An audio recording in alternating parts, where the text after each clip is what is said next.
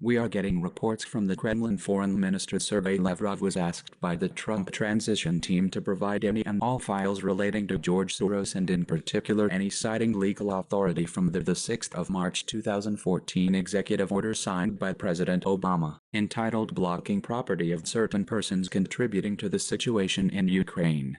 The executive order is as follows. I, Barack Obama, President of the United States of America, find that the actions and policies of persons that undermine democratic processes and institutions in the Ukraine, threaten its peace, security, stability, sovereignty, and territorial integrity, and contribute to the misappropriation of its assets, constitute an unusual and extraordinary threat to the national security and foreign policy of the United States, and I hereby declare a national emergency to deal with that threat.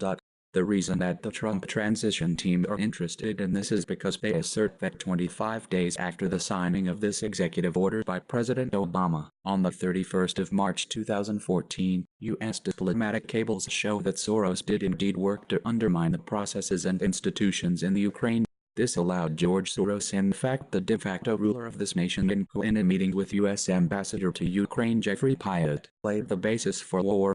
The federalization plans being marketed by Putin to Merkel and Obama would result in Russia gaining influence and de facto control over eastern regions in Ukraine. The federalization plan is similar to the States of America but for Ukraine, supported by President Putin, Chancellor Merkel and President Obama. This report explains that there would have created a peaceful transition of power in this nation, but due to Soros' illegal intervention, it has instead led to mass conflict and bloodshed, costing the lives of an estimated 9,600 men, women and children. You might be asking why President Obama himself didn't charge Soros as being a threat to the national security of the United States after he grossly violated this executive order. This report explains that it was due to Soros flooding Obama's and Hillary Clinton's Democratic Party with a staggering $100 million in donations. This turned this once respected political party known as the Party of Jefferson into what it is known today, the Soros Party, and that has destroyed it. This report continues that back in 2004 George Soros began his takeover of the Democratic Party, going to war against the American people and their democracy by declaring that it is the central focus of my life and a matter of life and death, and vowing that he would become poor if it meant defeating the President of the United States. However, in the end it was his efforts that ended in defeat for both him and the Democratic Party. In 2016 U.S. presidential election, Soros redoubled his efforts to destroy the United States, with his becoming Hillary Clinton's top donor and puppet master. However, like in 2004, the American people rejected his globalist open society vision and turned to Donald Trump to become their next leader.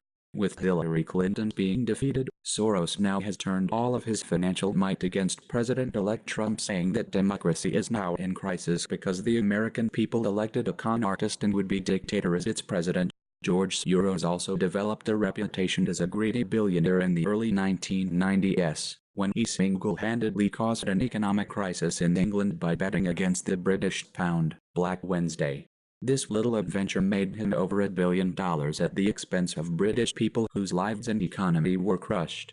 This is not the first time George Soros has made money off the misery of others. When asked by U.S. reporter Steve Croft, George Soros gleefully admitted that in 1944, at the height of World War II, was the happiest year of his life. This is when he made his fortune confiscating the property of Jews sent by the Nazis to concentration camps to be slaughtered.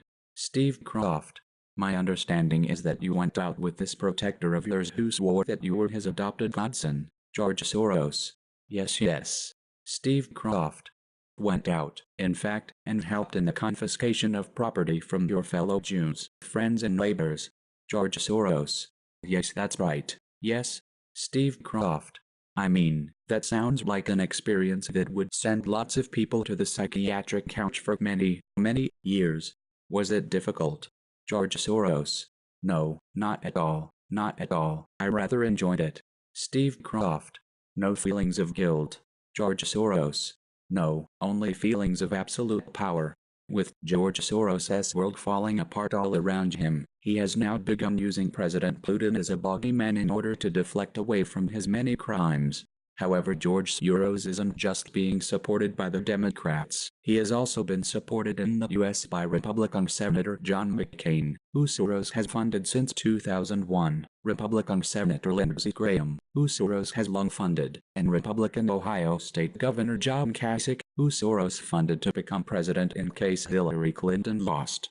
Is it no wonder that all of them, along with their Soros-funded Democratic Party allies, have brought the Russians are coming hysteria meme in America to a level not seen since the Cold War, as Soros is now using his financial might to corrupt and destroy the Republican Party like he did the Democratic Party.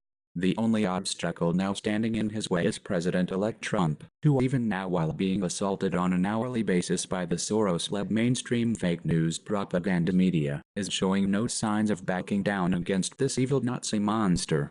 What are your thoughts about George Soros? Let us know in the comments section, and if this video has been helpful, please click like.